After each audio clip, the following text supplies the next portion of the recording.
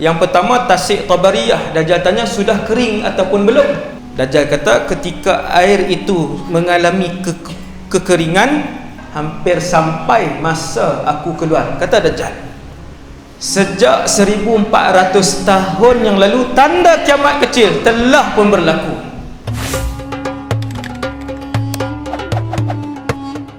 A'udzubillahi minasyaitonirrajim.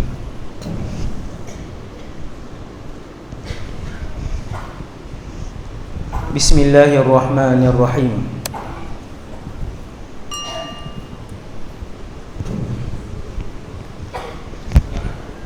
Alhamdulillahilladzi hadana li hadza wa ma kunna linahtadiya laula an hadana Allah.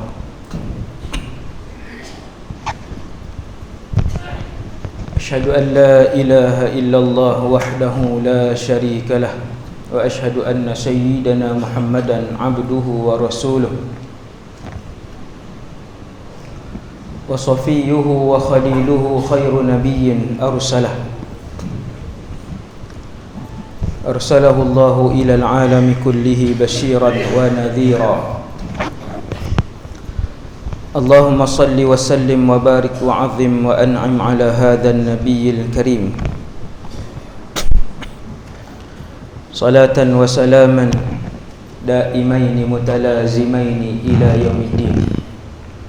Wala hawla wala quwwata illa billah al-aliyyil azim.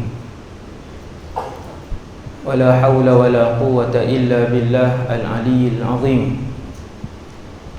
Wala hawla wala quwwata illa billah al-aliyyil azim.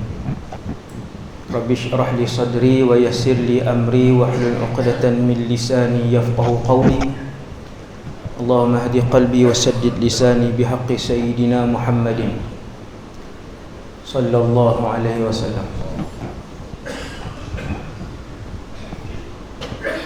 Saya rasa macam rendah pula ni. Ramai nak berdiri tu di belakang. Saya duduk atas meja ni pun tak apa. Ha? Boleh? Tak kisah. Ha? Saya tak apa. Ramai protes tu. Boleh.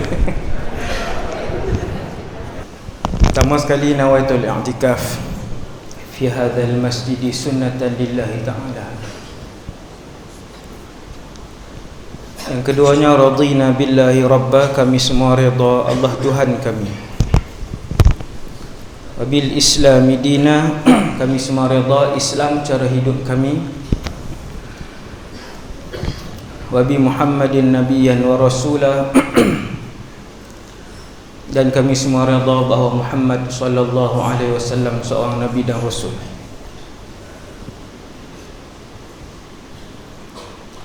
Pengurusi majlis, seterusnya yang berusaha,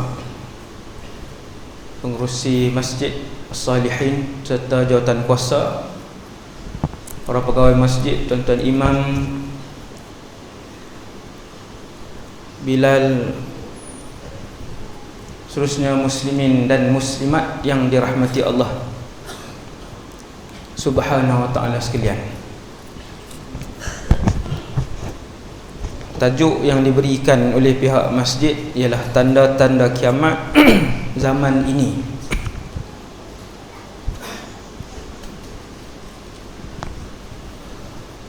Tanda-tanda kiamat disebutkan oleh Rasulullah sallallahu alaihi wasallam kepada para sahabat. Macam inilah. Adakah di dalam satu majlis Nabi menghabiskan kesemua tanda-tanda kiamat? Tidak. Ada tanda kiamat yang ratusan sahabat mendengarnya, seperti akan keluarnya Dajjal.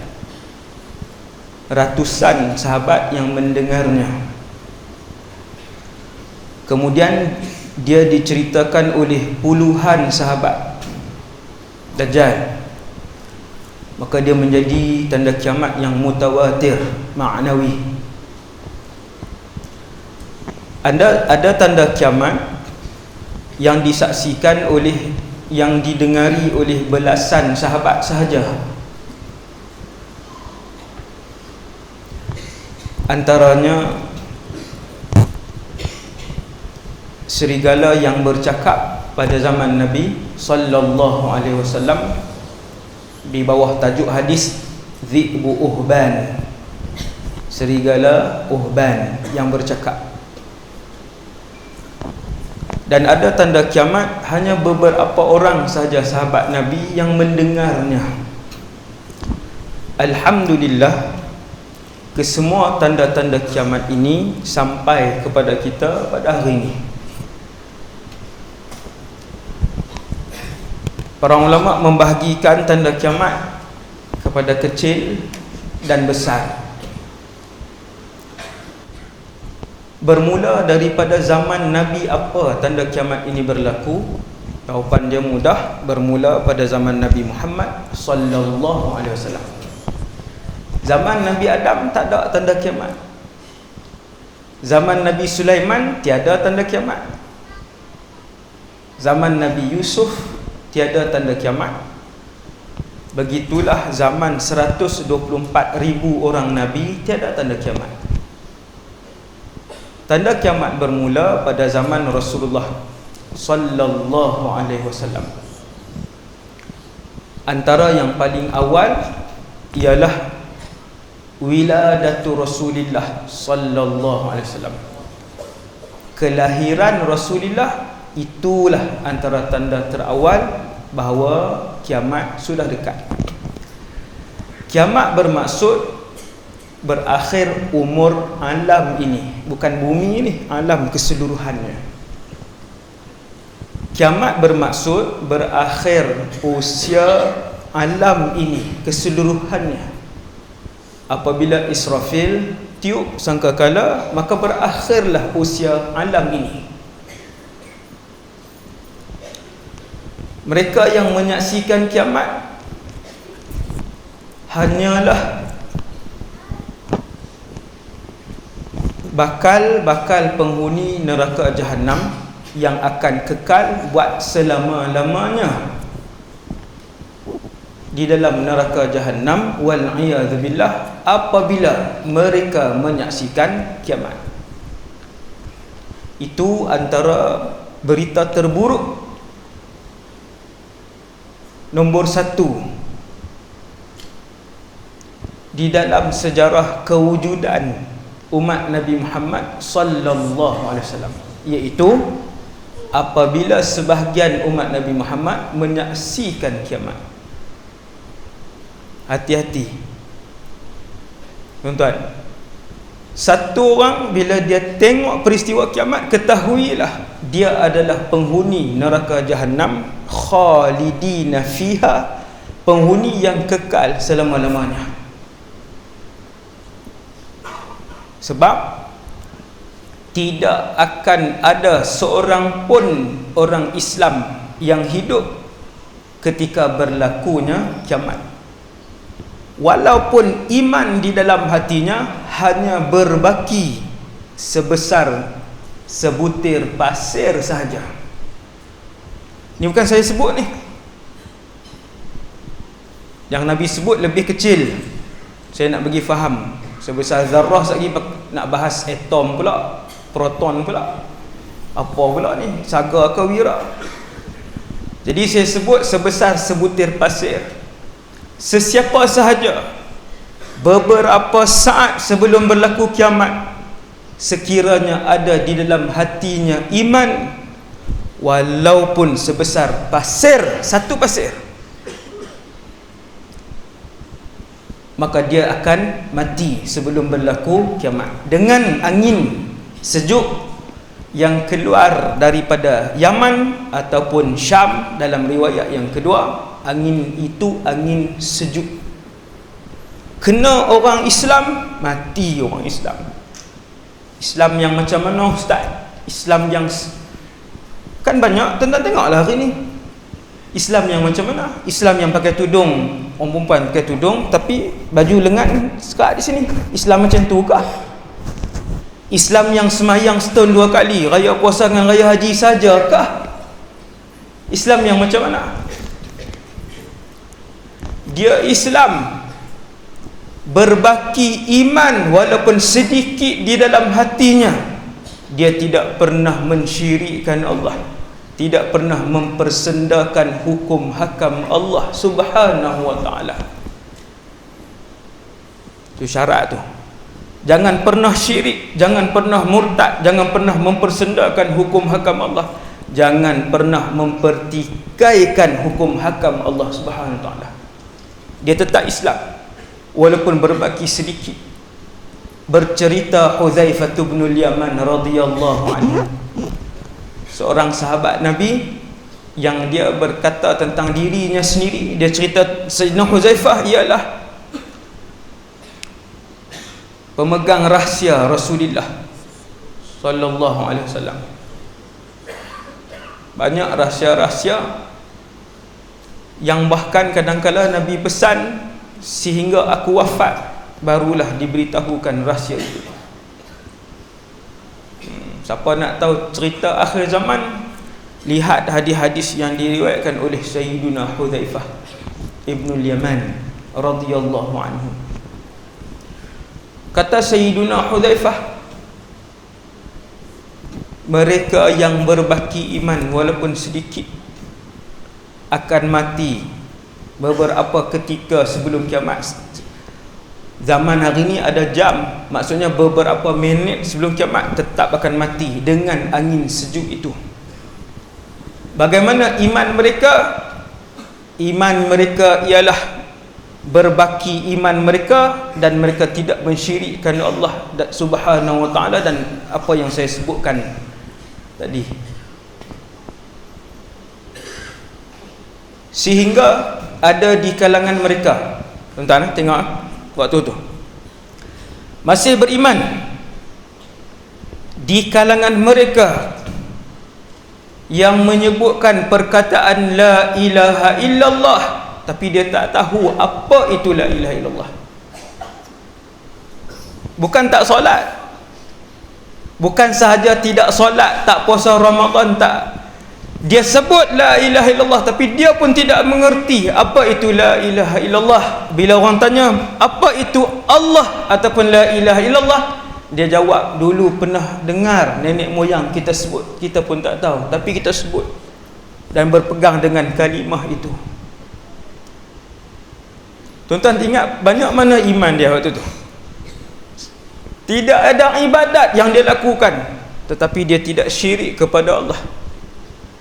Ini antara rahsia yang dipegang rapat oleh Sayyidina Hudzaifah bin Yaman. Suasana beberapa minit ataupun beberapa jam sebelum berlakunya kiamat. Dahsyat. Sebut Allah, dia pun tak tahu. Sebut la ilaha illallah, bila disoal dia kata dulu pernah dengar nenek moyang kita sebut tentang perkara itu. Kemudian hadis-hadis tentang akhir zaman ni dihimpunkan oleh ramai para ulama, antaranya Al-Imam Ibn Kathir, Al-Imam Ibn Al-Athir. Dalam Sahih Muslim pun banyak tentang hadis tentang akhir zaman. Ada seorang ulama yang menghimpunkan buku-buku tentang hampir kesemuanya, tanda-tanda kecil dan tanda-tanda besar. Kenapa belajar tanda-tanda kecil dan besar? Adakah selepas belajar tentang hadis akhir zaman, tentang tanda-tanda kiamat, kemudian tinggal pekerjaan, terus bermusafir ke Syria, menetap di sana? Sebab Nabi sebut perang akhir zaman akan berlaku di Syria. Nabi tak sebut Syria, Nabi sebut satu nama tempat. Jelas perangan itu belum berlaku. Ada orang dia kaji, akhirnya buat surat berhenti kerja, bawa keluarga menetap di sana. Ni waktu saya belajar dulu ada, tak sampailah 30-40 orang, adalah berapa belas orang. Kami tak balik dah. Ustaz duduk sini. Kenapa tak balik? Persiapan akhir zaman. Tindakan itu salah. Nabi tak sebut apabila berlaku peperangan, apabila mendengar tentang hadis Al-Malhamatul Kubra, hadis perang akhir zaman Armageddon itu, Nabi tak sebut bila dengar hadis tu pergilah kamu ke Syam, Syria. Sebab dalam satu hadis Nabi sebut, kalau kamu tahu esok kiamat dan di tangan kamu ada benih, maka tanam dulu benih itu. Teruskan kehidupan seperti biasa. Teruskan istiqamah, ketaatan kepada Allah SWT seperti biasa. Entah ni, hadis-hadis ni yang kita belajar ni bukan untuk terus. Bulan lepas saya tengok perkampungan akhir zaman di Indonesia pula dah. Dia kaji hadis akhir zaman, dia kaji hadis akhir zaman, dia bawa apa nama ni, kenyataan itu, bawa kenyataan ni, akhirnya beli satu tanah atas bukit, atas gunung, buat perkampungan akhir zaman pula dah. Ni siapa yang nak berniaga apa semua ni, nak bekerja dengan majlis bandaran, nak kerja di pejabat? Adakah itu yang disuruh oleh Rasulullah? Tidak sama sekali. Orang Islam apapun yang berlaku, dia dengan tanggungjawab dia dan juga amanah dia kepada Allah Subhanahu Wa Taala yang mesti dia tunaikan. Sebagai hamba, lunaskan tanggungjawab kepada Allah Subhanahu Wa Taala. Solat, kemudian ada keluarga, kan? Kecualilah bila sampai pada masanya. Ini kita belajar tentang hadiah-hadiah akhir zaman ni untuk kita amalkan. Hidup seperti orang Islam biasa, buat tanggungjawab kepada Allah, kepada keluarga, jiran, rakan-rakan, ibu ayah semuanya. Kecualilah datang hukum hakam yang berkaitan dengan hadis akhir zaman untuk kita amalkan, untuk kita jalankan, maka waktu tu kita laksanakan hukum hakam tersebut. Contoh apa? Contoh macam ni, mudah faham. Contoh, antara tanda kecil kiamat yang belum berlaku, keluarnya Imam Mahdi. Ratusan sahabat mendengar hadis ini, ratusan, puluhan sahabat meriwayatkan cerita tentang keluarnya Imam Mahdi, sehingga menjadikan zuhurul Mahdi, keluarnya Imam Mahdi, di antara hadis yang mutawatir ma'nawi, lebih tinggi daripada hadis sahih, atas lagi, maksudnya sangat kuat.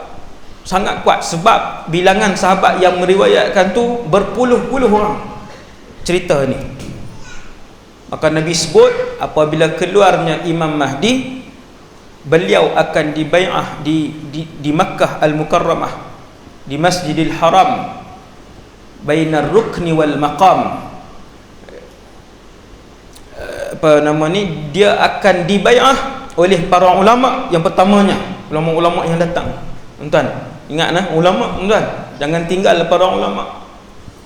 Jangan tinggal para ulama yang rabbani, yang saleh, yang alim, yang saleh, yang muslih. Mereka inilah sampai dalam syurga akan disoal oleh penghuni syurga tentang itu dan ini. Ulama, tuan, sampai dalam syurga. Di barzakh, di mahsyar, dalam syurga. Ketiga-tiga ni ada dalil, ada hadisnya. Bagaimana orang ramai bersoalkan para ulama, masih bertanyakan alim ulama di tiga tempat ini. Maka bila Imam Mahdi keluar, ratusan yang pertama membai'ah Imam Mahdi. Bai'ah ni maksudnya kami melantik, macam itulah kan, kami melantik Imam Mahdi, kami bersetuju bahawa kamu wahai Muhammad bin Abdullah Al-Mahdi adalah pemimpin kami. Itulah bai'ah, taat setia. Kita memberikan perlantikan kita, persetujuan kita untuk melantik beliau, dan taat setia kita, keseluruhan ketaatan kita kepada beliau. Itu bai'ah. Mesti berlaku di Masjidil Haram, di antara maqam dan juga di depan tu lah maqam tu, maqam Ibrahim tu, di situ mesti berlaku di situ. Dia tak boleh berlaku di Masjid Salihin, tak sah. Boleh jentik telinga orang tu hak mengaku tu kan. Lepas tu imam pula mengaku kan, bungkus dengan jubah tu. Subhanallah. Dia ada kriteria dia yang tak boleh diubah, yang telah digaris rapi oleh Rasulullah sallallahu alaihi wasallam, dan orang-orang terawal yang membai'ah beliau adalah para ulama kan. Para ulama, siapa lagi? Ulama yang bai'ah dia dulu. Maka Nabi pun sebut, apabila kalian mendengar bahawa beliau sedang dibai'ah, telah dibai'ah, maka pergilah walau habwan ala salji, walaupun kalian terpaksa merangkak di atas salji. Waktu tu kena pergi. Waktu tu kena pergi. Tapi kena belajar juga fiqh jihad, hukum hakam fiqh yang berkaitan dengan tuntutan jihad. Kena pergi kan. Orang yang ibu dia sakit dan dalam keluarga dia hanya dia seorang saja yang ada untuk menjaga ibu dia, adakah dia kena pergi dan tinggalkan ibu dia? Dia ada hukum hakam dia kan. 4 beradik laki-laki yang ada dalam keluarga, apakah keempat-empat kesemuanya wajib? Banyak hukum hakam yang berkaitan, kena belajar, mesti belajar. Dengan sebab itu yang akan menyertai peperangan itu hanya 2 kumpulan, 2 syarat sahaja. Yang pertama, mereka yang ada iman. Yang kedua, mereka yang ada ilmu. Mesti ada ilmu. Mesti ada ilmu. Itu kenapa kita mempelajari hadis-hadis akhir zaman, tanda kiamat kecil, tanda kiamat besar. Nombor 2, kata para ulama, di dalam tanda kiamat kecil dan besar, hadis akhir zaman ini ada banyak perkara yang berkaitan dengan akidah dan i'tiqad kita. I'tiqad dan akidah kita. Yang berkaitan dengan akidah dan i'tiqad kita. Dan yang ketiganya, meningkatkan iman kita. Ini saya sebut ini dulu supaya orang yang belajar ni dia tak buat benda yang salah, dia tak buat keputusan yang salah. Macam yang saya sebut tadi, berhenti kerja, pergi musafir, tinggal anak-anak, pergi duduk sana dah. Kebetulan di Syria ada perang, dia pun masuk perang sekali. Subhanallah. Supaya kita tidak membuat keputusan-keputusan yang salah. Meningkatkan iman kita.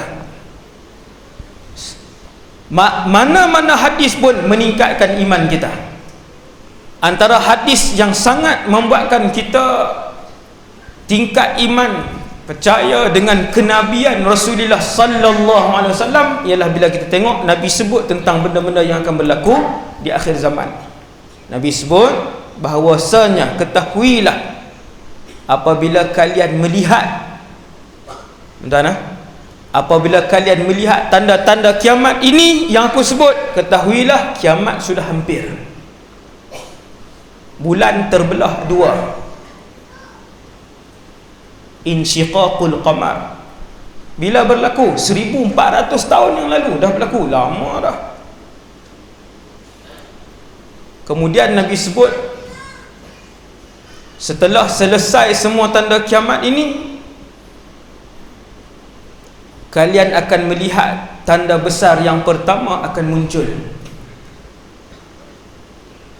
Sebelum keluar tanda besar yang pertama itu, kalian akan melihat beberapa tanda lain, antaranya surutnya Buhairah Tabariyah, sungai Tabariyah, Tasik Tabariyah yang berada di antara negara haram Israel dan Syria dan Palestin. Ada satu tasik yang luas kan?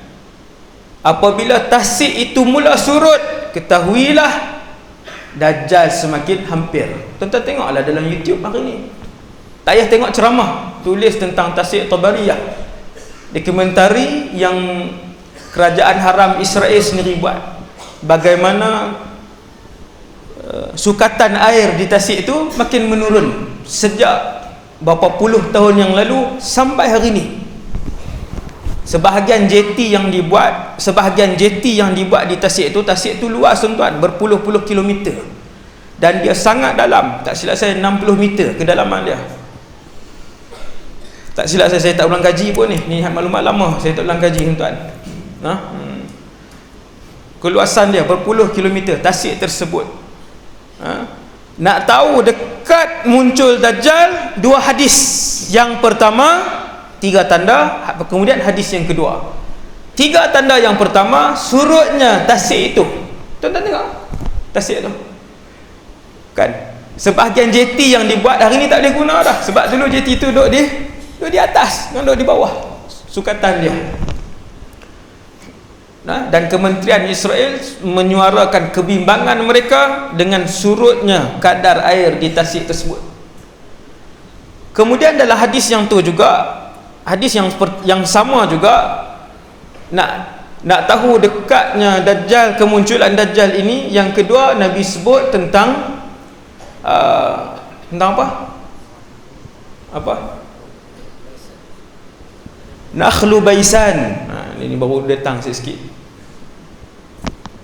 kan, Nakhlu Baisan. Nakhlu Baisan ini ialah ladang kurma, ladang buah kurma. Waktu sahabat Nabi, waktu 30 orang yang sesat masuk dalam pulau, 30 orang zaman Rasulullah masih hidup, 30 orang bukan Islam, agama Kristian, kesemuanya Kristian, sesat selama sebulan di lautan, kemudian terdampar di sebuah pulau. Akhirnya berjumpa Dajjal di pulau itu. Hadis itu riwayat Imam Muslim, hadis sahih. Jumpa Dajjal. Dajjal tanya 3 soalan. Yang pertama tasik Tabariyah. Dajjal tanya sudah kering ataupun belum. Dia sebut banyak. Dajjal kata ketika air itu mengalami kekeringan, maka ketahuilah aku hampir keluar. Bukan mulut saya. Ini cerita ni bukan dari mulut saya. Ketahuilah ketika kalian melihat air itu mengalami kemerosotan, penurunan, kekeringan, ketahuilah hampir sampai masa aku keluar, kata Dajjal. Itu perbualan dalam Sahih Muslim di antara Dajjal dengan 30 orang tadi. Akhirnya 30 orang tu, sahabat tadi dia masuk Islam, seorang tu. Soalan kedua Dajjal sebut, Dajjal tanya Nakhlu Baisan itu. Dajjal tanya ladang Baisan masih berbuah? Yang 30 orang tu jawab, ya masih berbuah, kurmanya masih banyak, ladang itu masih mengeluarkan kurmanya yang banyak. Hari ini tuan-tuan, ladang Baisan ini 2019 sebatang kurma pun tak ada dah. Dajjal sebut ketika itu, ketika kalian mendapati dia tidak lagi berbuah, maka dekatlah zaman aku keluar. Yang ketiga yang disoal oleh Dajjal ialah apa? Siapa ingat bahasa Arab tu?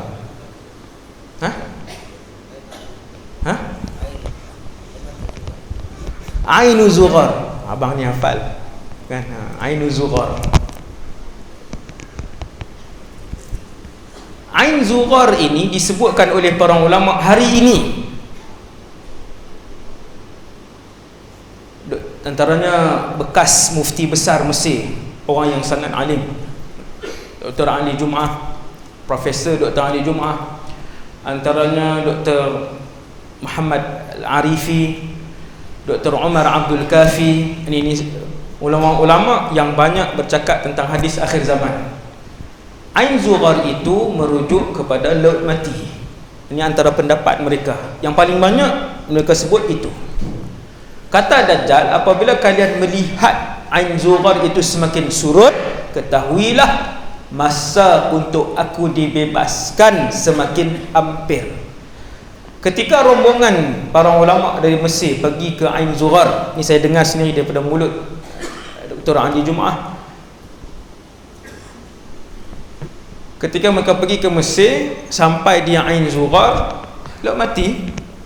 Mereka pun berdiri di jalan, lalu berjumpa dengan orang kampung. Lalu Dr. Ali Jumaah pun tanya, dulu Ain Zughar ni kawasannya dari mana ke mana?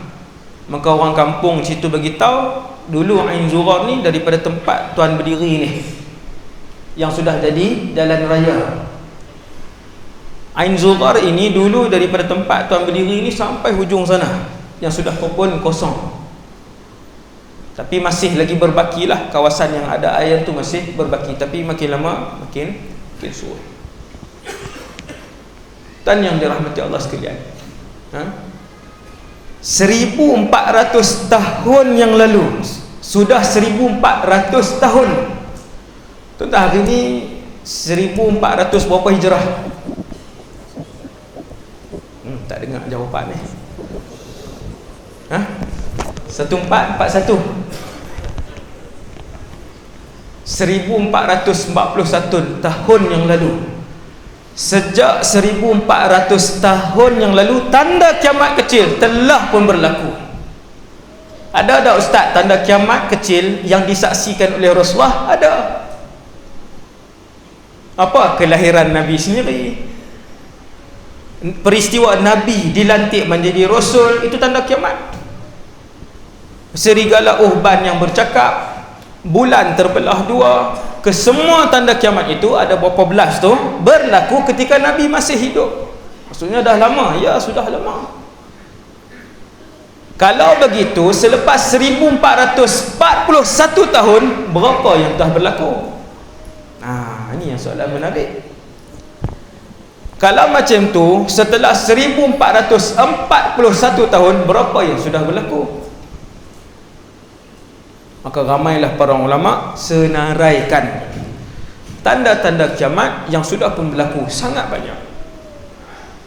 Tanda kiamat kecil ni saya tengok paling banyak dihimpunkan oleh para ulama, dia tidak melebihi 180. Kalau tak silap saya, ni bacaan lama saya. Bacaan lama, tak cerita tentang tajuk ni. Yang dihimpunkan oleh para ulama keseluruhannya tidak melebihi 200 tanda kecil kiamat. Yang dah berlaku melebihi 100. Daripada 100 lebih ini sampai kepada satu tahap, iaitu tanda besar kiamat yang pertama. Untuk membuatkan kita semua ni faham, anak-anak kita faham, saudara mara kita faham, kita ni dengan tanda kiamat besar, kiamat yang pertama, jauh ke dekat? Maka kita melihat dua hadis ni. Yang pertama, hadis yang saya cerita kat tuan-tuan tadi yang tiga tanda tadi. Hadis yang kedua ialah apabila disebutkan oleh Rasulullah SAW, Nabi sebut, inna amamad dajjal sinina khadda'ah.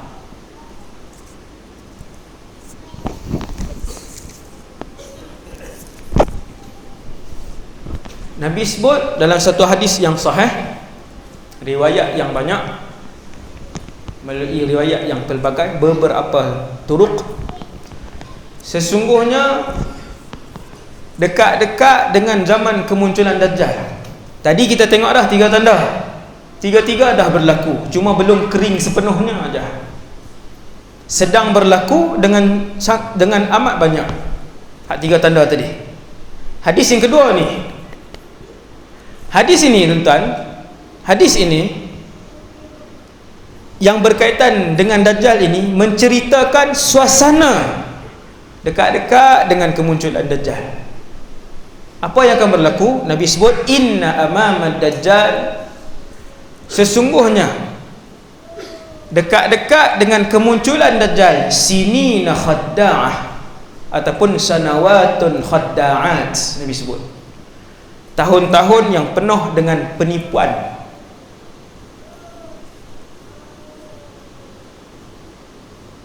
Tipu di sana sini, sehingga satu-satu penipuan itu apabila disebarkan daripada barat, diketahui oleh penduduk di timur. Subhanallah. Viral lah cerita bohong apa pun, cepatnya manusia-manusia yang tak ada iman untuk kongsi dan sebarkan cerita tersebut. Viral lah video apa pun yang tak betul, betapa cepatnya dalam masa 1 jam mula disebarkan di Amerika Syarikat. Dalam masa 1 jam lebih beratus buah negara video tu dah sampai, dan video itu rekaan tidak betul. Nabi sebut, subhanallah, satu pembohongan dikongsi, Nabi sebut disebar sehingga memenuhi ufuk timur dan barat. Penuh tuan. Semua orang yang pandai buat video berlumba-lumba untuk membuat pembohongan. Tak payah bincang luar negara lah, yang dalam negara pun banyak. Ada satu laman web dibayar khas untuk mereka video. Saya tak payah sebut, tuan-tuan cari pula. Kajian. Satu laman web khas, boleh dibayar untuk buat video apa-apa. Hasbunallah wa ni'mal wakil. Sinina khadda'ah. Nabi kata dekat-dekat dengan zaman kemunculan Dajjal, kamu akan melihat penipuan, tahun-tahun penipuan dan penyelewengan. Apa antara sifatnya lagi?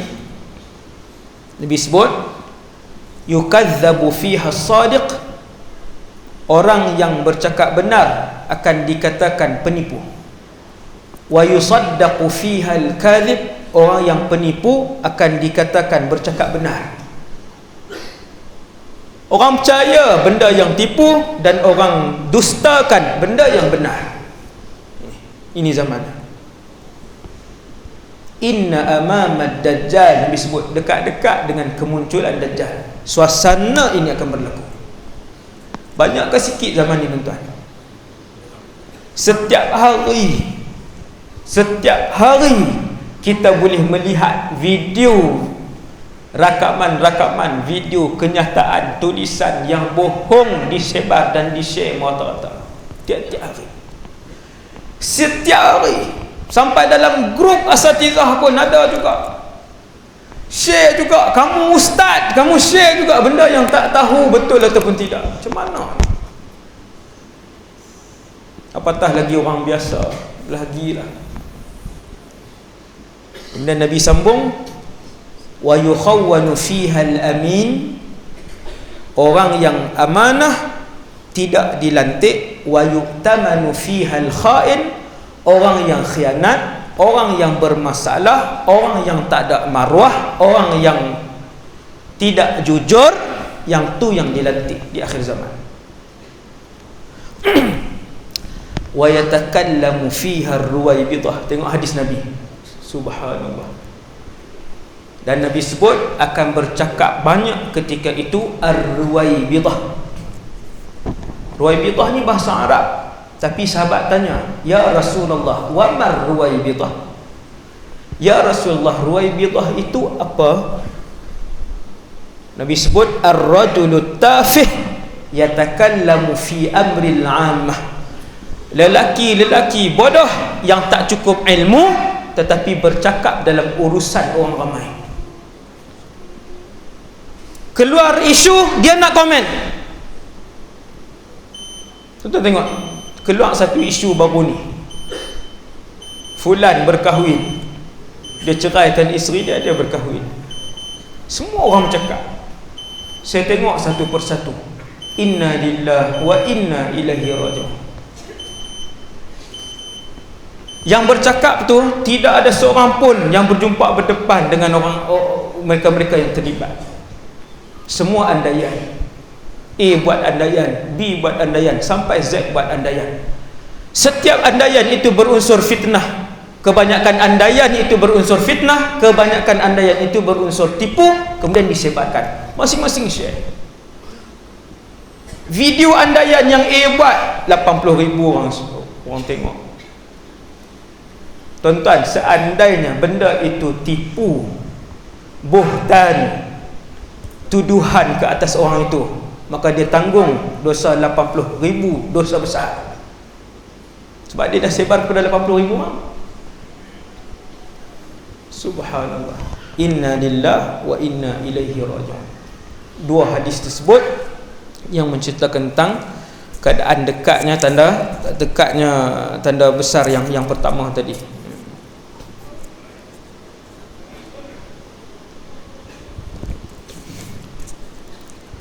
Kronologi alam ni, kronologi masa kepada alam ni.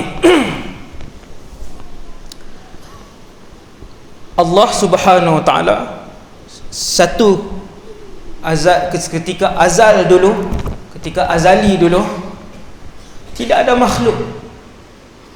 Bumi tak ada, matahari tak ada, malaikat tiada, syurga tiada. Tuan-tuan boleh bayang, arash tiada, qalam tiada, neraka belum, Allah Subhanahu Wa Taala. Allah, kemudian Allah cipta alam. Daripada makhluk yang paling awal, tuan-tuan, alam, seluruh alam, daripada makhluk yang paling awal, antaranya yang paling awal qalam, antara makhluk yang terawal antara arash, tuan-tuan, sampailah semua diciptakan, bumi dah diciptakan, matahari dah diciptakan, semua, manusia belum. Ni baru nampak ni. Setelah Allah ciptakan makhluk-makhluk terawal ni, saya nak bagi nampak tuan-tuan ni perjalanan masa alam ini. Setelah Allah menciptakan makhluk-makhluk terawal, qalam, arash, syurga, neraka, malaikah, apa semua, kemudian diciptakan syaitan, jin, bumi ini, langit, bintang, bulan, laut, manusia belum. Dinosaur bukan kartun, tuan-tuan, ia wujud. Arab sebut al-hayawanatul kubra. Kau nak dengar cerita tentang dinosaur, hak tu Jurassic Park punya filem.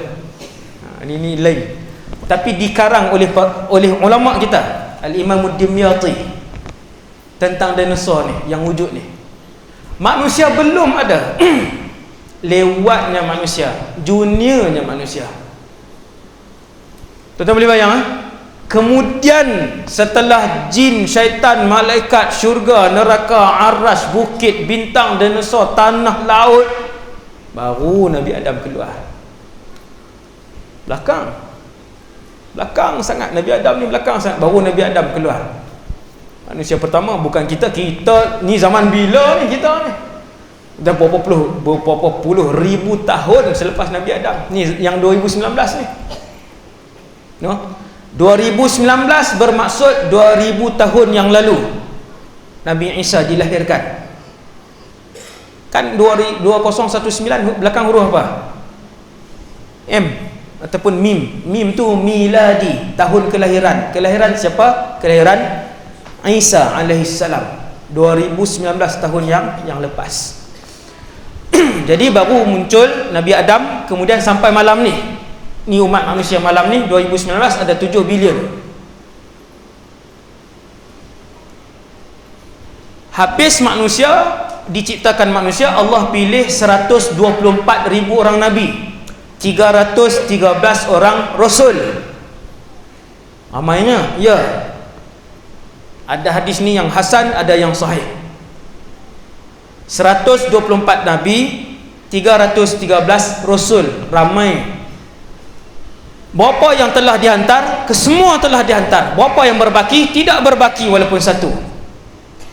Maksudnya kita ni di akhir zaman. Ya, sebab tu tajuk ni akhir zaman.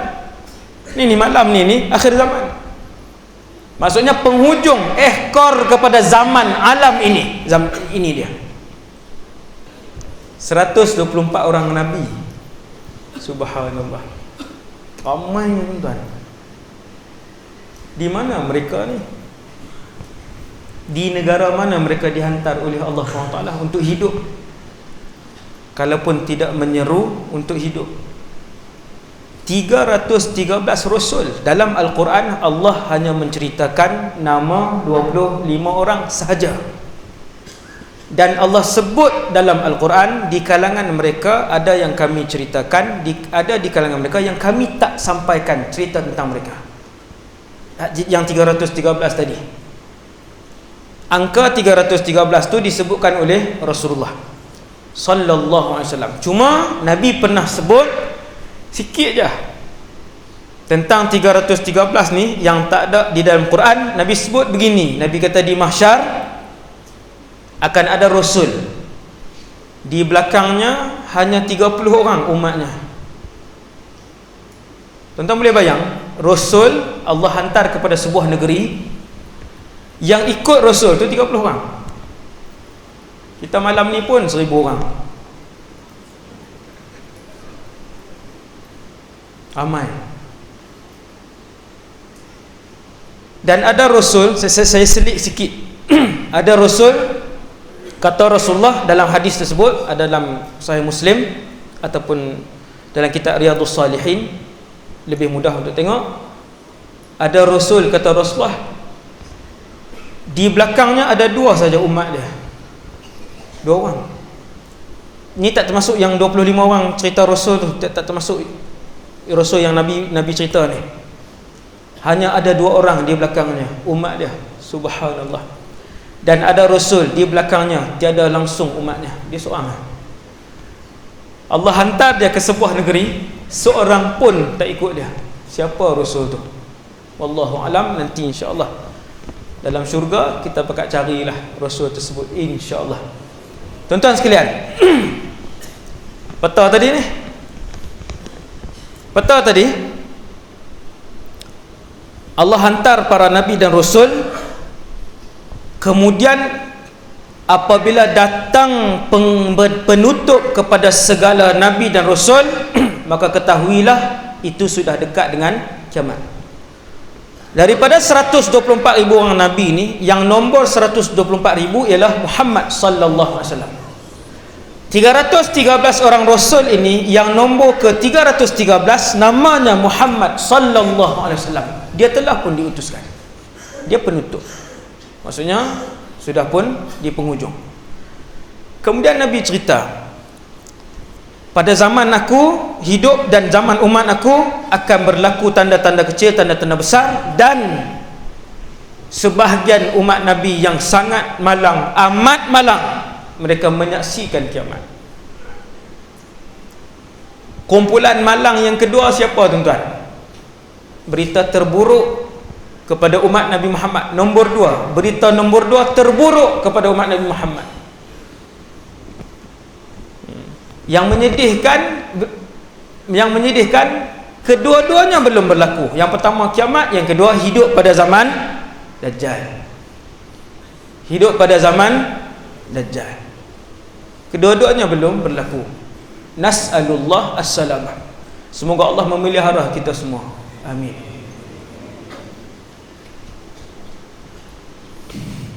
Kita mendengar hadis akhir zaman nanti akan datang satu zaman, satu tempoh zaman tidak ada orang miskin. Tidak ada orang miskin. Waktu tu semua orang kaya, tidak ada jenayah yang berlaku di atas muka bumi Allah. Ketika itu binatang-binatang berbisa pun tidak lagi berbisa. Anak-anak kecil, kata Rasulullah, bermain dengan ular, bermain dengan buaya, bermain dengan, Nabi tak sebut buaya tu, saya tambah contoh, Nabi sebut ular dan juga harimau semua ni. Punya barakah zaman itu. Zaman bila? Dah berlaku ke belum? Jawapannya belum. Kita mendengar hadis bahawasanya akan berlaku perang besar. Nabi sebut peperangan itu adalah perang terbesar dalam sejarah kewujudan manusia, anak Adam. Adakah sudah berlaku perang tu? Pun belum. Kita pernah mendengar hadis bahawa Nabi sebut satu hari akan sampai satu masa kalian sudah tidak lagi mampu untuk melakukan ibadah yang banyak. Badiru bil a'mal fitanan ka qita'il lailil muzlim, sebelum sampai satu kemuncak zaman fitnah yang gelap gulita, sehingga ketika itu semua orang tanpa kecuali, beriman ke tak beriman ke, susah untuk melakukan ibadah. Yusbihur rajulu mu'minan, pagi itu dia beriman, yumsi kafiran, petang sudah pun murtad kafir. Wa yumsi mu'minan, petang itu masih lemah Muhammad, wa yusbihu kafiran, pagi esok sudah pun murtad, sudah pun kafir. Wal a'yadzu billah. Itu zaman bila pula?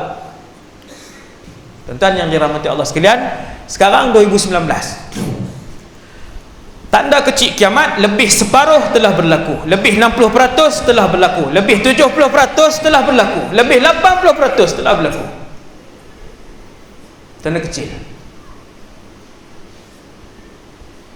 Umat ini menanti hari-hari, kita tak tunggu, menelusuri hari-hari ke arah pintu tanda besar yang pertama, iaitu Dajjal. Sebelum Dajjal Nabi sebut tanda tadi. Semua tuan-tuan dah dengar huraian dua hadis yang sebut tadi, dan huraian itu bukan dari akal saya, daripada fahaman para ulama hadis. Dua tanda. Sebelum keluar Dajjal ada berita gembira, iaitulah keluarnya cicit Rasulullah sallallahu alaihi wasallam ataupun keturunan Nabi Muhammad sallallahu alaihi wasallam yang bernama Muhammad ibn Abdullah Al-Mahdi. Tuan-tuan, dia akan keluar dulu. Dia dibai'ah, kemudian dia bawa pengikut dia. Tanda nombor satu yang paling besar bahawa lelaki tersebut ialah Mahdi, kata para ulama, sebab dalam lipatan sejarah sejak 1400 tahun ni, lebih daripada 50 orang yang mengaku Imam Mahdi. Saya sendiri secara personal jumpa lebih 5 orang Imam Mahdi palsu. Imam Mahdi. Saya sendiri, di kalangan yang saya jumpa ni, yang bukan saya pergi jumpa tuan-tuan, yang datang jumpa saya, mereka nak cari maklumat tentang Imam Mahdi, mereka tengok dalam YouTube, tengok nama saya banyak naik kan. Jadi pakat datang. Waktu saya aksiden tahun lepas pun ada satu kumpulan datang, ramai-ramai, kumpulan Imam Mahdi. Saya kata Imam Mahdi pula dah mai. Saya pun duk sakit waktu tu kan. Mereka pun beritahu berita gembira lah, apalah. Saya kata kena tipu lagi ni. Sungguh tuan-tuan, berapa bulan yang lalu datang wakil kumpulan ni, kata ustaz, memang kami kena tipu ustaz. Di kalangan hak mai jumpa saya ni, Imam Mahdi palsu ni, ada di kalangan mereka yang sangat palsu, seorang wanita. Dia pun nak mengaku juga. Saya kata tolonglah, nak mengaku pun jadi lelaki dulu. Lepas syarat pertama. Kata para ulama, tanda nombor satu paling besar dia itu Mahdi ialah, dengar tuan-tuan, dengar, ni tanda paling besar. Tentera yang keluar daripada Syam, Nabi sebut, ulama hari ini sebut Syam itu ialah Syria. Tentera itu disebut As-Sufyaniyun, Jaisyus Sufyaniyin. Apabila Imam Mahdi dibai'ah, tentera ini terus keluar, pasukan yang besar untuk berperang dengan Imam Mahdi yang baru dibai'ah di Makkah. Waktu tu pengikut baru mula datang. Bila tentera ni datang, dia kalau Syria ada nak pergi, Imam Mahdi dibai'ah di Mekah. Syria, Jordan, Madinah, Mekah. Ada 2 jalan. Saya belajar di Syria. Nak dengar cerita tentang Syria, 2 jam. Tambah lagi 2 jam, 11.30. Tak payahlah. Tuan-tuan sekalian, Syria, Jordan, Madinah, Mekah. Saya sempat buat umrah naik bas. Saya ceritalah. Kemudian Syria, Iraq, Madinah, Mekah. Ada 2 jalan. Tentera ni keluar daripada Syria melalui jalan mana wallahu alam, tapi jalan ni je, tak ada jalan lain. Kemudian dia akan sampai ke Madinah dulu. Bila sampai ke Madinah, ini ulama sebut, fa idza kanu bi baida'a minal ard bila mereka sampai di Madinah, yukhsafu bi awwalihim wa akhirihim, maka mereka ditelan kesemuanya oleh bumi. Bumi akan terbuka macam tu, menelan tentera tadi. Tak ada berperang pun. Kita kata, selamatlah ustaz, kan? Tak payah berperang. Yang tu baru episod 1, ada 100 episod Imam Mahdi. Ada 100 episod Imam Mahdi. Tu baru episod 1, baru dia dibai'ah dan tentera tu keluar. Sampai di Madinah ada satu kawasan, Allah SWT buka tanah tu, ditelan kesemuanya. Yang selamat 1 atau 2 orang sahaja. 1 atau 2 orang sahaja yang selamat. Mereka inilah yang datang sebarkan berita bahawa tentera kami ditelan kesemuanya. Kata para ulama, itulah petanda yang paling besar bahawa lelaki yang dibai'ah di dalam Masjidil Haram tadi, dia adalah Al-Imam Muhammad ibn Abdullah Al-Mahdi, keturunan Rasulullah sallallahu alaihi wasallam yang saleh. Dia dulu akan keluar, tuan. Ni nak cerita ke kiamat ni. Imam Mahdi keluar dulu, kemudian dia akan pindahkan pusat pemerintahan Islam waktu tu ke Baitul Maqdis ataupun ke Syam. Secara detailnya, secara tepatnya Syria dan Palestin. Di situ pusat pemerintahan, di situ pusat askar, kem pertahanan umat Islam. Nah, ini cerita Syria, tuan-tuan. Banyak berjam-jam hadis akhir zaman yang berkaitan dengan Syria sahaja, belum Palestin. Kem pertahanan terbesar umat Islam ada di Dimashq, Damascus hari ini, Damsyik hari ini, ada di Dimashq, dan Nabi sebut nama tempat itu, iaitulah Rutah. Saya dah sampai di situ dan saya ada keluarga angkat lagi di situ, di Rutah. Kem akan menjadi satu kem pertahanan terbesar dan terkuat umat Islam pada zaman Imam Mahdi itu. Imam Mahdi daripada Mekah, dia pun pergi ke ni episod ringkas-ringkas je ni, daripada 100 episod tu, tuan-tuan. Dia pisahkan pusat, dia pindahkan, dia jadikan pusat pemerintahan Islam ketika itu di Syam, di Baitul Maqdis dan juga sekitarnya. Waktu tu orang Islam pun pergi ke sana, masing-masing pergi ke sana. Waktu tu ramailah yang mujahidin sebenar, yang betul-betul ada ilmu dan iman, yang pergi ke sana.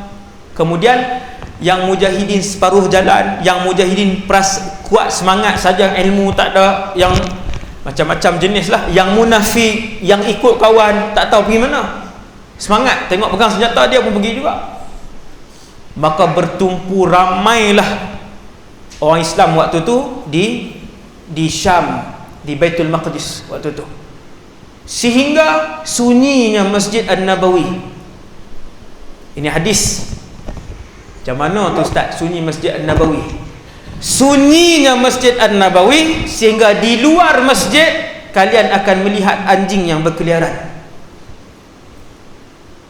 Tuan-tuan, kenapa Masjid Nabawi? Bukan orang menghina Masjid Nabawi. Hadis ini, kata para ulama, bukan bermaksud orang Islam tidak beriman, meninggalkan Masjid Nabawi, tidak merindui Rasulullah. Tetapi ketika itu pusat pemerintahan Islam adalah di Baitul Maqdis. 1 hari sebelum kemunculan Dajjal, Baitul Maqdis akan kembali berkembang, akan kembali pesat, akan kembali meriah. Baitul Maqdis, sehingga sunyi Masjidun Nabawi. Ada orang pergi tapi sangat sunyi. Dia tak macam hari ini. Kan hari ini kan puluhan ribu setiap masa puluhan ribu orang Mekah dan Madinah. Nah, 1 hari akan datang masanya ini, tuan-tuan. Itu masanya ketika Imam Mahdi keluar, dia jadikan Baitul Maqdis dan Syam sebagai pusat pemerintahan dan kem pertahanan tentera. Berlaku perang kecil 1, berlaku perang kecil kedua, menang. Berlaku perang kecil ketiga, menang. Berlaku perang kecil 4, menang. Orang Islam sibuk. Jadi sibuk, tuan-tuan. Dia akan sibuk waktu tu. Waktu tu kumpulan Islam yang paling besar, yang paling kuat, kumpulan Imam Mahdi. Berazamlah untuk bersama mati syahid. Tuan-tuan, ruang untuk mati syahid kepada umat ini masih terbuka luas. Mati syahid, syahid yang hakiki, syahid yang berperang, yang confirm berada di pihak yang benar. Siapa? Dengan Imam Mahdi. Memang dia orang yang paling soleh dan paling warak, paling alim pada zaman itu, ketika itu. Nombor satu, dia yang paling soleh, paling alim, paling warak, dan confirm betul tindakan dia, confirm betul, kerana dia diilhamkan oleh Allah Subhanahu wa ta'ala. Dia bukan lelaki biasa, dia diilhamkan oleh Allah, keturunan Nabi sallallahu alaihi wasallam. Hati-hati dengan orang yang mempersendakan Ahlul Bait. Sebut Habib, dia kata yang ni yang banyak cerita karut. Sedangkan tak yalah, tajuk tu pula lama pula. Tu tajuk lain pula, tajuk Wahabi pula. Subhanallah. Hati-hati. Berlaku perang 1, perang 2, perang 3 semua menang. Perang 4, kemudian kemuncak peperangan. Kemuncak perang di Palestin ke di Syria? Di Syria. Syria. Satu negeri dalam Syria pada hari ini, negeri itu Nabi tak sebut, tetapi daerah itu ada di dalam negeri yang bernama Halab. Dalam bahasa Inggeris dia panggil Aleppo, bukan Apollo. Tu biskut tu, kek tu. Aleppo dalam in English. Dalam bahasa Arab disebut Halab. Di dalam Halab itulah akan berlaku peperangan terbesar dalam sejarah kemanusiaan. Tu episod nak dekat 50 dah tu. Nampak dekat 50-60 tu, episod dia sangat panjang. Episodnya sangat panjang. Orang Islam bersama dengan pasukan mujahidin yang sebenar, Imam Mahdi sangat sibuk waktu tu, terlampau sibuk. Ketika itulah seluruh bangsa kafir di dalam muka bumi Allah ini akan bergabung dan bersatu di bawah satu bendera. Amerika akan bergabung dengan Eropah, akan bergabung dengan China, akan bergabung dengan Rusia waktu tu. Dia sebelum tu ada episod lagi, ada 7-8 episod orang Islam bergabung dengan satu pihak yang besar, musuh. Nabi sebut, Nabi cerita orang Islam akan bergabung dulu dengan satu kumpulan Nasrani. Nabi sebut tentera Nasrani. Cina Nasrani kan tuan, negara Cina bukan? Nampak kuasa besar dunia. Rusia Nasrani kah? Bukan. Europe Europe Nasrani banyak. Saya tak mau sebutlah yang tu. Nabi sebut kalian akan bergabung dengan satu kuasa besar daripada Nasrani, berperang dengan satu kuasa besar yang lain, kemudian kalian menang. Kemudian kalian bergaduh dengan kuasa besar yang kalian bergabung ni, sebab kumpulan Nasrani ini mengangkat salib dan sebut dengan nama salib ini kita menang. Maka orang Islam pun marah, lalu bergaduh. Tentera bersekutu yang dulu kita orang Islam ketika itu bersama dengan mereka bergabung dengan kumpulan ni. Waktu itulah berlaku Al-Malhamatul Kubra, Armageddon tu, peperangan terbesar sejarah kewujudan manusia, paling besar. Ketika itu orang Islam sahaja dan kesemua bangsa kafir bergabung. Tuan-tuan bayang tengok satu lawan berapa? Waktu tu bukan 1 lawan 100 dah. Melihat jumlah tentera sahaja, munafik yang ada dalam kumpulan ni patah balik. Tak perang lagi, baru tengok jumlah tentera. Dia memang peperangan ni menggerunkan. Sebab pihak musuh ratus kali ganda lebih banyak. Pihak musuh ratus kali ganda. Kronologi zaman ni tuan-tuan, dia akan berlaku perang tu, kemudian orang Islam menang. Tu skip banyak episod tu. Kan drama petang-petang sekarang pun 100 lebih. Tu ustaz tengok tu, tak ada masa nak tengok tuan. Saya tak sentuh pun TV di rumah. Alhamdulillah.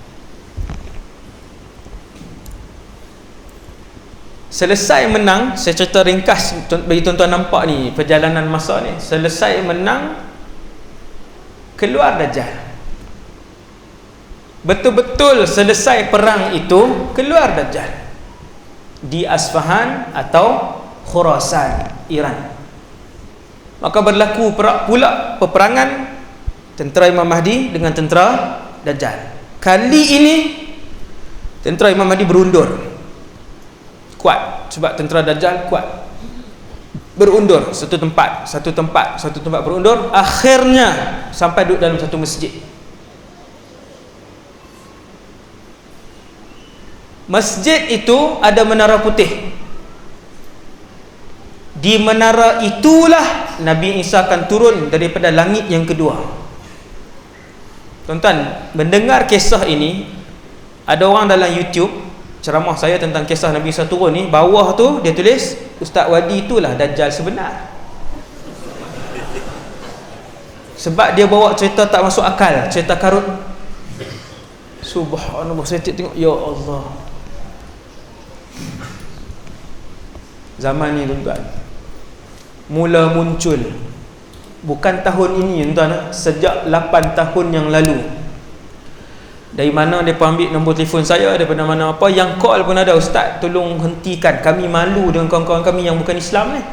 Ustaz cerita benda-benda karut, benda-benda tak masuk akal. Saya beriman Ustaz, tapi saya tak mau Ustaz duk cerita benda-benda keluar air tangan Nabi, Nabi naik buruk, terbang, naik ke langit. Apa ni Ustaz? Sampai hari ni dialah Dajjal sebenarnya. Baik, saya kata saya pula Dajjal. La haula wala quwwata illa billah al-aliyyil azim. Lama, kumpulan ni sudah lama. Sampai hari ni mereka masih lagi menyerang. Tapi saya tak rasa apa pun, tak ada apa pun. Kan? Dia serang macam tu je, Ustaz mengarut apa semua kan. Kemudian berundur, tak boleh bertempur dengan tentera Dajjal, kuat. Kenapa kuat? Tu cerita Dajjal 2 jam saja Dajjal, 2 jam yang lain sampai ke 1 pagi. Kita minta mana-mana pihak masjid panggil ustaz kan, tajuk-tajuk ceramah tu.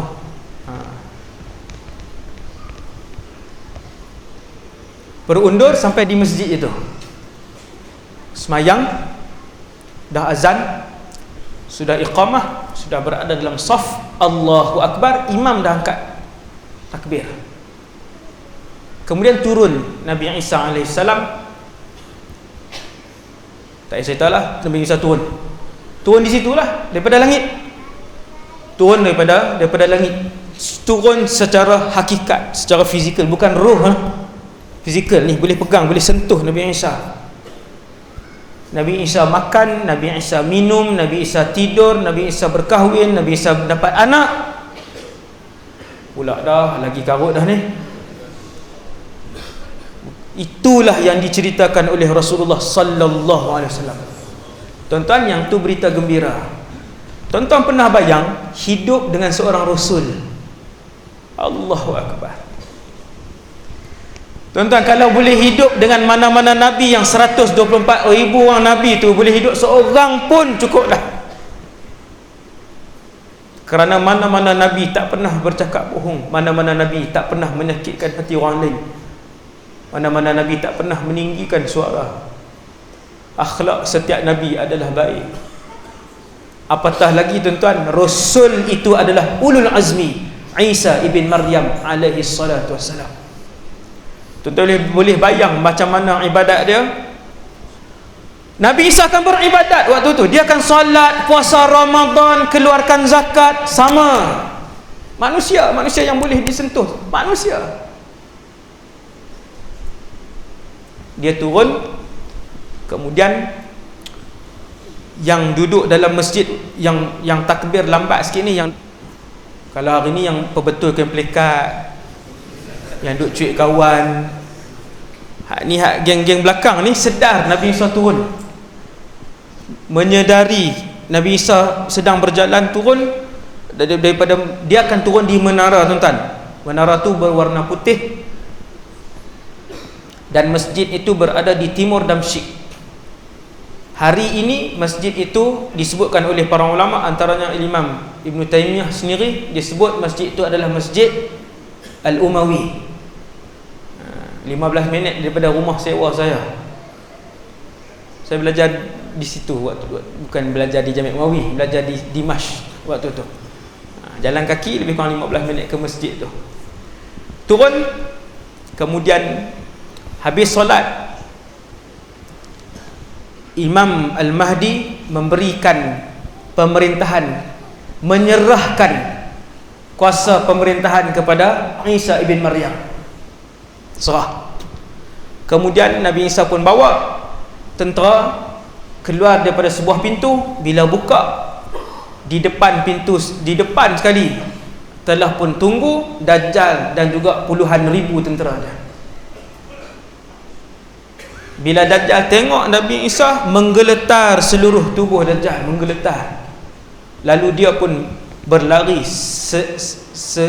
selaju angin yang bertiup kencang. Dajjal ni laju, dia pun berlari daripada masjid tu di Syria. Nabi tak sebut Syria, tapi Nabi sebut masjid itu di Dimashq. Yang tu jelas Nabi sebut Dimashq, hadis sahih. Nabi Isa akan turun di masjid di Dimashq, itu disebut oleh Rasulullah sallallahu alaihi wasallam. Kemudian Dajjal akan lari, dia bawa semua tentera dia yang hebat tadi ni. Tapi bila berjumpa dengan Nabi Isa, tentera-tentera Dajjal apabila mencium keharuman Nabi Isa, mati. Berlari semua pergi ke Palestin, berlari sampai ke Palestin. Nabi sebut tempat mereka berlari itu, sampai ke satu tempat yang bernama Babul Lud, Bab Al-Lud. Tuan boleh tengok dalam YouTube, tengok tempat tu, ada dia tulis Babul Lud. Di situlah Dajjal akan dibunuh. Tak ada perang kan? Tak ada perang Dajjal lompat terbang masuk, tak ada. Tuan bayang Avengers tu simpan kan, tahu dah, bayang tembak dengan mata Nabi Isa pun tepis, tak ada. Nabi Isa sampai di Babul Lud, kepung Dajjal, dia keluarkan tombak dia ataupun pedang dia, dia tusuk, mati. Betapa lemahnya Dajjal waktu tu. Kemudian habis, mati. Kemudian balik. Sebelum balik, saki-baki tentera yang berapa puluh ribu tadi ni, yang hebat-hebat, yang kuat tadi ni, kesemuanya menyorok di belakang-belakang bangunan, di belakang-belakang batu, di belakang-belakang pokok. Keseluruhan batu dan pokok tu bercakap, wahai Muslim, datang di belakang aku ada tentera, mai bunuh dia. Kecuali satu pokok sahaja. Pokok apa? Pokok Gharqad. Tengok dalam YouTube kan, kawasan-kawasan yang ditanam di negara haram Israel, Gharqad. Ada satu kawasan di Israel, saya tak ingat dah exact number tu berapa luas kawasan tu, ditanam Gharqad. Dia orang baca hadis ni tuan, lebih dari kita lagi. Akan dibunuh, habis kesemuanya, mati. Kemudian apa jadi pada zaman tu? Bermulalah zaman keberkatan alam ini. Allah mengarahkan setiap inci bumi untuk mengeluarkan kesemua keberkatan. Allah arahkan setiap inci langit untuk menurunkan kesemua keberkatan. Waktu tu berkat. Orang nak tanam, orang baling saja waktu tu. Petani masuk kebun dia, baling, naik pokok. Gandum, bijirin gandum bukan lagi sebesar-besar yang tuan-tuan tengok ni. Bijirin gandum, satu bijirin tu besar ni. Keberkatan. Pada zaman itu tidak ada orang miskin di kalangan orang Islam, kesemuanya kaya, sehinggakan apabila zakat dikeluarkan, tidak ada orang yang layak menerima zakat.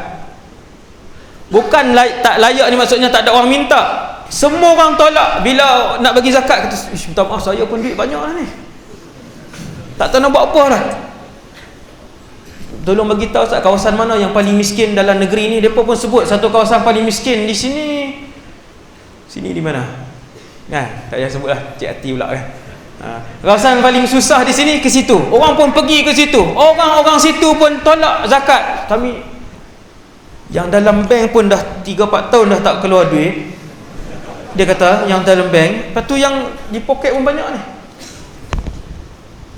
Apabila tuan-tuan, zaman keberkatan ni berlaku 2 kali yang begitu mewah dan berkat, sehingga binatang-binatang berbisa tidak berbisa. Kanak-kanak bermain dengan ular, dengan semua berbisa, tidak berbisa. Tak ada orang susah dan sebagainya. Berlaku 2 kali. Zaman Imam Mahdi dan Nabi Isa sekali, serentak hidup tu. Imam Mahdi dengan Nabi Isa, Dajjal dah mati, serentak hidup. Yang kedua berlaku iaitu pada zaman Umar bin Abdul Aziz. Ada satu perbezaan kata para ulama. Apa beza dua zaman ini? Kedua-duanya makmur. Beza dua zaman ini ialah pada zaman Sayyidina Umar bin Abdul Aziz, kalau siapa yang ambil duit daripada Baitul Mal, dia pergi ambil duit Baitul Mal untuk diberikan kepada orang miskin. Kalau lebih, dia boleh bagi balik ke Baitul Mal. Tapi pada zaman Nabi Isa dan Imam Mahdi, siapa yang pergi ambil duit di Baitul Mal untuk disedekahkan, untuk dibahagikan kepada orang miskin, tiba-tiba tak ada orang miskin, duit itu tidak dibenarkan untuk dikembalikan kepada Baitul Mal. Tak tahu buat, tak tahu buat macam mana pun, probih. Tak tahu buat macam mana, sila habiskan. Baitul Mal kata kami tak terima duit lebihan. Subhanallah. Zaman bila tu? Akan berlaku. Akan berlaku. Tapi nak sampai zaman bahagia itu, hidup dengan seorang Rasul. Allahu Akbar. Tuan-tuan bayang tengok waktu tu. Tak ada orang dah buat jahat, tak ada dah nak curi motor kita, tak ada orang dah nak ambil slipper kita. Ni sekali berapa banyak slipper orang pinjam ni. Tak payah nak fikir dah, pintu rumah tak kunci, nak tinggal rumah sebulan. Allahu Rabbi. Tak ada orang nak kutuk, nak cakap perkataan tak elok. Semua hidup dalam keadaan aman dan iman. Habis Imam Mahdi wafat sebelum Nabi Isa. Sebab Nabi Isa akan hidup 40 tahun. Lama. Nabi Isa akan hidup berkahwin, beranak pinak selama 40 tahun. Imam Mahdi wafat dulu. Kemudian Nabi Isa hidup sebagai seorang ketua waktu tu. Rasul. Tak ada khilaf dah waktu tu, rujuk satu je Rasul. Tak ada khilaf-khilaf. Alhamdulillah. Kemudian keluar tanda besar kiamat yang seterusnya, iaitu Ya'juj wa Ma'juj. Dajjal, Nabi Isa, Ya'juj wa Ma'juj. Ni belum lagi yang 7 lagi tuan-tuan, belum lagi yang 7. Masih jauh perjalanan dia. Ni saya cerita ni cara ringkas. Keluar Ya'juj wa Ma'juj, ni zaman ni akan berlaku. Waktu tu Allah arahkan, wahai Isa, bawa umat Islam naik ke Tur, Bukit Tur, Gunung Tur, bawa. Sebab sebentar lagi akan keluar. Ni kita tertanya-tanya, siapakah tentera terkuat dunia? Tadi waktu berperang tadi, tentera paling kuat sekali ialah tentera yang dipimpin oleh Imam Mahdi. Keluar Dajjal, Imam Mahdi dah tak mampu dah, berundur sampai dikepung. Keluar Nabi Isa, kuat tentera yang dipimpin oleh Nabi Isa. Tiba-tiba keluar Ya'juj wa Ma'juj. Allah ilhamkan, wahyukan kepada Isa, wahai Isa, tentera yang sedang keluar ini tidak dapat ditandingi oleh kalian.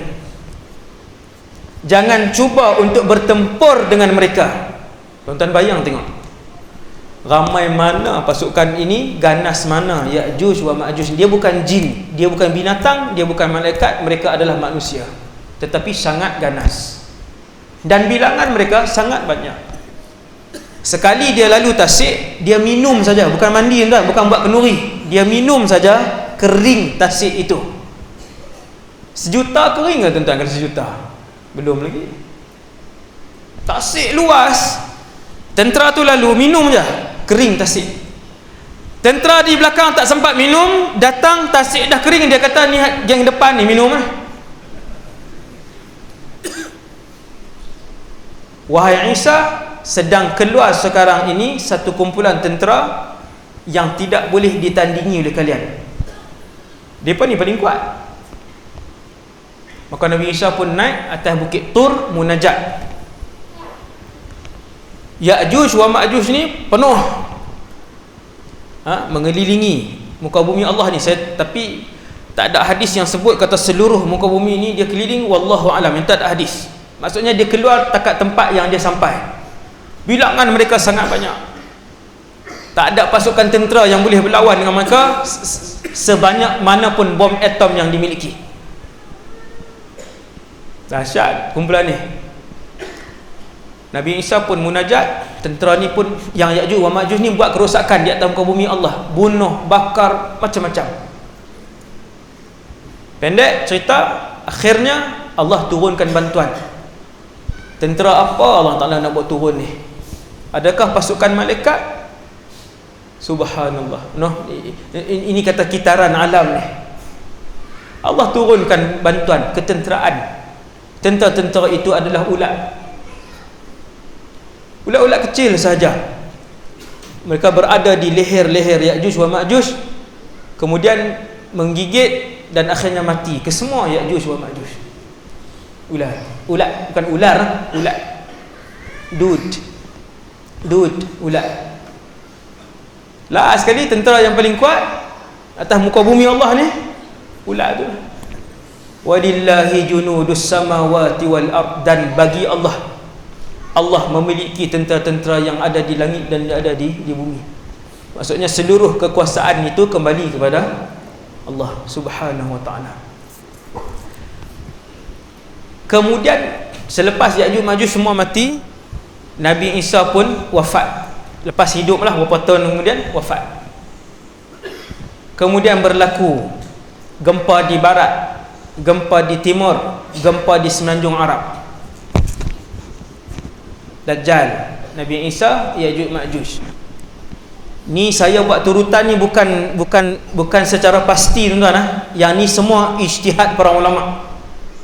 Ada banyak pendapat, saya pilih salah satu yang ni. Dajjal, Nabi Isa, Ya'juj wa Ma'juj. Yang ni yang saya tengok yang paling kuat. Setelah lama saya meneliti, gempa di timur, gempa di barat, gempa di semenanjung tanah Arab. Ada lagi 4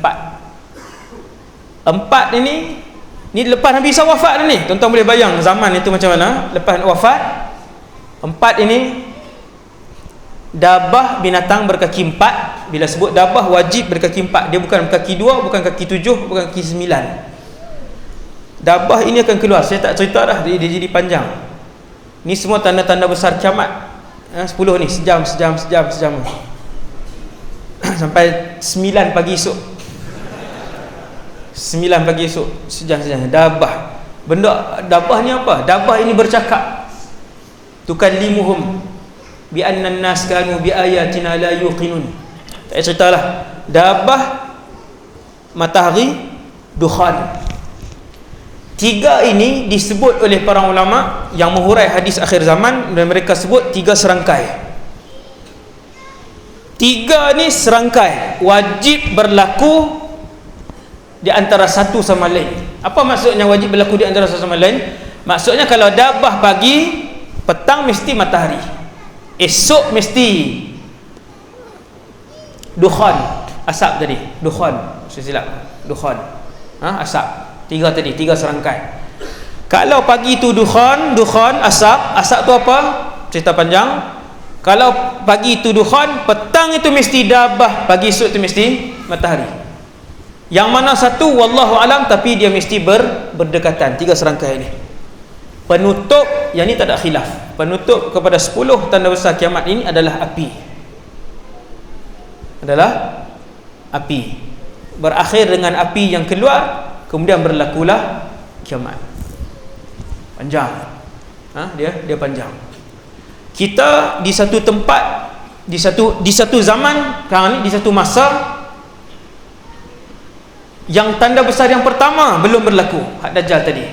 Tapi bila saya sebut hadis tadi, tuan-tuan boleh nampak, tengok, Nabi sendiri yang sebut hadis tentang tanda-tanda sebelum Dajjal keluar. Kita pun dah baca, kita pun dah hurai secara ringkas, kita pun dah tengok, kan? Sebelum Dajjal, Imam Mahdi. Sebelum Imam Mahdi, dekat lagi sebelum Imam Mahdi. Sebelum Imam Mahdi, sungai di Kufah, di Iraq, Kufah Iraq, sungai Furat, sungai itu akan kering. Ada hadis sahih. Apabila sungai itu kering, terzahirlah segunung emas. Bukan petrol, emas. Segunung emas, bukan nak kena pergi apa dah ambil tu? Nak kena ambil dulang, lepas tu nak bahaya. Nabi sebut segunung emas, pergi berebut saja. Tuan-tuan bayang, satu tempat emas yang tak perlu didulang, pergi ambil saja. Akan tetapi Nabi melarang orang Islam untuk pergi ke situ. Seandainya kalian ada di situ, jangan ambil emas itu. Kerana setiap 100 orang yang pergi ke situ, 99 akan mati dibunuh. Setiap orang yang pergi ke situ berniat dan berazam untuk membunuh yang lain, termasuk seorang yang selamat itu. 100 yang pergi untuk ambil emas tu memang berjaya ambil, tapi tak berjaya bawa balik, dibunuh. Seorang yang selamat itu, kata para ulama, dia juga berdosa besar. Sebab dia juga ketika pergi dan ketika mengambil emas itu berazam untuk membunuh orang lain. Memang sangat-sangat berjaga-jaga untuk membunuh orang lain. Tapi sebab dia yang paling banyak membohong, dia yang paling banyak helah, dia yang paling selamat ketika itu. Seorang saja yang selamat. Maka tanda-tanda kecil yang berlaku pada sekarang ini, zaman ini, yang kita tengok di keliling kita. 9.15 dah. 9.30 saya berhenti. Cukup tuan-tuan. Tuan-tuan tak berganjak ni, tengok ni. Macam inilah kalau ada seorang pergi tandas, kita berhenti. Tenuh kencing di sini sekali. Dah melawak Tuan-tuan yang dirahmati Allah, Nabi pernah sebut waktu Dajjal keluar, dia naik di atas bukit Uhud. Siapa yang pergi umrah, tengok bukit Uhud. Dajjal akan naik bukit Uhud. Siapa yang pergi umrah waktu ziarah tu, bawa ke kawasan Uhud, dia berdiri di atas bukit pemanah tu, dia boleh nampak Masjid An-Nabawi. Daripada jauh, Masjid An-Nabawi kelihatan warna apa tuan? Warna putih. Daripada atas, kalau tuan-tuan terbangkan drone pun kan, daripada atas tuan-tuan akan lihat Masjid An-Nabawi kelihatan seperti istana yang berwarna putih. Kebenaran mukjizat Nabi sallallahu alaihi wasallam. Nabi cerita 1400 tahun yang lalu, ketika Masjid An-Nabawi bukan pun berwarna putih, Nabi kata Dajjal naik atas bukit Uhud dengan pengikut-pengikutnya, tentera-tentera dia yang kuat tadi. Lalu Dajjal pun tunjuk ke bukit, ke Masjid An-Nabawi. Kata Dajjal, lihat Al-Qasrul Abyad, Al-Qasrul Abyad, lihat Al-Qasrul Abyad, istana putih itu kan. Waktu pergi umrah, berdiri atas bukit pemanah tu, tengok, nampak Masjid Nabawi daripada jauh, nampak dia punya menara-menara tu kan. Kata Dajjal sambil menunjukkan, dia kata, lihat istana putih itu, Masjidu Ahmad, itu adalah Masjid Ahmad. Nabi dipanggil dengan dua nama, Muhammad dan juga Ahmad. Semua para malaikat di langit memanggil Nabi dengan nama Ahmad. Ahmad dan Muhammad. Dan Masjid An-Nabawi telah pun siap dibina seperti istana zaman hari ini 2019, seperti istana, dan berwarna, daripada jauh kelihatan berwarna putih. Dua, saya sebut dengan laju tanda-tanda kecil kiamat yang berada di keliling kita. Dua, Nabi sebut, apabila kalian melihat ramai di kalangan umat aku meninggalkan solat. Tuan-tuan, di Malaysia, tuan-tuan boleh google sekejap lagi, peratus yang meninggalkan solat di Malaysia adalah 80 hingga 85%. Siapa yang ada mengajar di sekolah menengah, cikgu, sekolah rendah ke? Sekolah rendah kita tak boleh menyedihkan, ada tak balir lagi. Sekolah menengah, boleh tanya anak-anak murid. Saya guru 8 tahun dulu, guru sekolah menengah kan. Kemudian berceramah lebih di 100 buah sekolah, ceramah motivasi kan, ceramah agama. Antara soalan yang saya akan tanya gitu, siapa yang solat 5 waktu kat tangan di sekolah. Tepat dengan kajian yang dilakukan oleh pelbagai agensi dan pihak perseorangan, 80% orang Islam di Malaysia tidak melakukan solat. Inna lillahi wa inna ilaihi raji'un. Balik semak anak masing-masing. Keadaan tinggal solat itu adalah satu daripada tanda kiamat, dan ia telah pun berlaku. Dua, ini saya sebut sikit lah, saya pilih kat tuan-tuan sikit je. Dua, di antara tanda kiamat, dekat dengan kiamat, ramai umat Nabi tak tutup aurat. Tak tutup aurat, laki-laki dan perempuan sama, tak tutup aurat.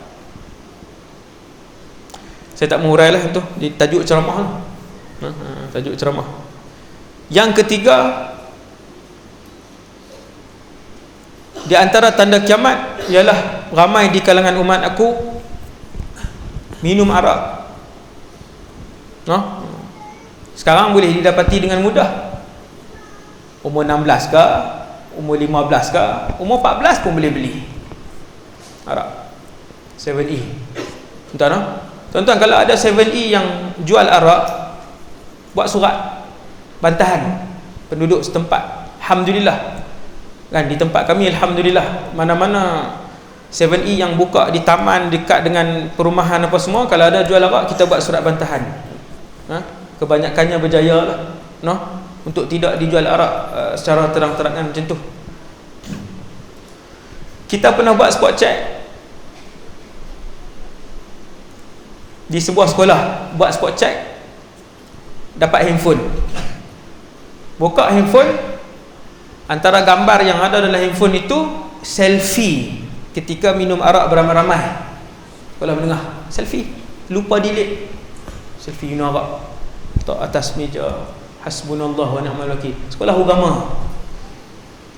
Sekolah agama. Bukan saya nak beritahu sekolah agama lebih teruk dari sekolah menengah, tidak. Sekolah menengah biasa lebih kritikal. Lebih kritikal. Saya masuk sekolah menengah biasa. Inna lillahi wa inna ilaihi raji'un. Kan? Cumanya gejala-gejala tu pun sudah masuk ke sekolah-sekolah agama biasa. Entahlah, arak. Apabila ramai di kalangan umat aku minum arak, arak sudah mudah didapati, ketahuilah itu antara tanda kiamat. Kemudian Nabi sebut yataqarabuz zaman, masa menjadi pendek. Tuan-tuan, daripada zaman Nabi Adam sehari 24 jam juga, walaupun tak ada jam. Sampai zaman Nabi Muhammad satu hari 24 jam tu lah. Sampai malam ini 24 jam itu tidak berubah, tuan-tuan. Tetapi kata para ulama, antaranya Al-Imam Nawawi ketika menghuraikan hadis yataqarabuz zaman, sehingga kan tuan-tuan akan merasakan, kata Rasulullah, kalian akan merasakan setahun jadi macam sebulan, sebulan jadi macam seminggu, seminggu rasa macam sehari, sehari rasa macam 1 jam, 1 jam rasa macam sekali api dihidupkan 1 saat. Bahasa mudah hari ini seperti 1 saat. Dan itulah yang kita semua rasakan. 2019 sudah pun berakhir, nak berakhir. Berlalu 2019 betul-betul macam 1 saat saja habis. seolah-olah macam baru saja sehari yang lepas 2018, habis 2018. Tak rasa macam sebulan, rasa macam sesaat. Yataqarabuz zaman, apabila kalian mula merasakan singkatnya masa, ketahuilah kiamat sudah hampir. Ini tak rasakah Allah tarik keberkatan masa ni? Rasa, semua orang rasa. Semua orang rasa.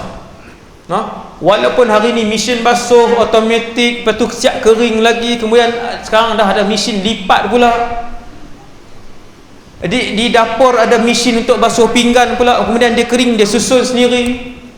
Kemudian dalam rumah dulu ada sapu sampah, kemudian keluar vacuum, sekarang vacuum bergerak sendiri pula. Vacuum letak di situ, set, dia bergerak sendiri. Tetapi manusia tetap merasakan masa tak cukup. Sekejap lah. Yataqarabuz zaman. Kemudian Nabi sebut yakthurul harju, banyak pembunuhan. Di Malaysia bunuh 7 bintang. Saya bagi 7 bintang. Dan kes bunuh setiap tahun meningkat. Bukan salah polis, tuan-tuan. Kan? Kes bunuh meningkat, jenayah meningkat, salah polis. Tak betul. Kan? Kes bunuh setiap tahun meningkat. Dan kes bunuh di Malaysia 7 bintang. Sebab apa, tuan-tuan?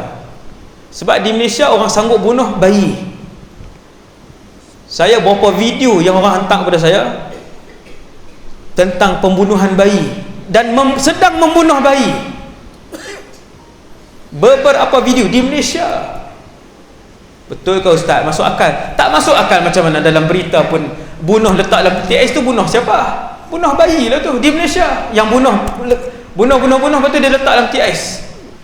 Baby sitter tu di Malaysia. Inna lillahi wa inna ilaihi raji'un. Ajaib. Baca lagi dalam surat khabar, bayi 3 tahun suami isteri bunuh, kemudian lempar dalam hutan, dilangkaui. Saya baca 7 bintang saya bagi jenayah bunuh di Malaysia, 7 bintang.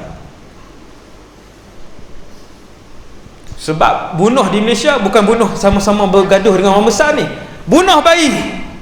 Dan orang tu normal, bukan orang gila. Dia pegang bayi, dia letak, dipijak daripada bawah, pijak, kemudian dia angkat, dia hempuk ke dinding, hempuk sampai keluar darah, dia hempuk lagi di Malaysia. Inna lillahi wa inna ilaihi raji'un. Nabi kata yakthurul harju, akan berlaku banyak haraj. Sahabat tanya, wamal harju ya Rasulullah? Harj itu apa ya Rasulullah? Nabi kata al-qatlul qatl, pembunuhan jadi banyak. Purata di Malaysia sehari 2 pembunuhan. Setiap hari wajib ada pembunuhan 2 purata. Tuan-tuan boleh tengok, ni saya cakap ni statistik. 1,5 hingga 2 setiap hari. Setiap hari yang dibunuh di atas pelbagai sebab.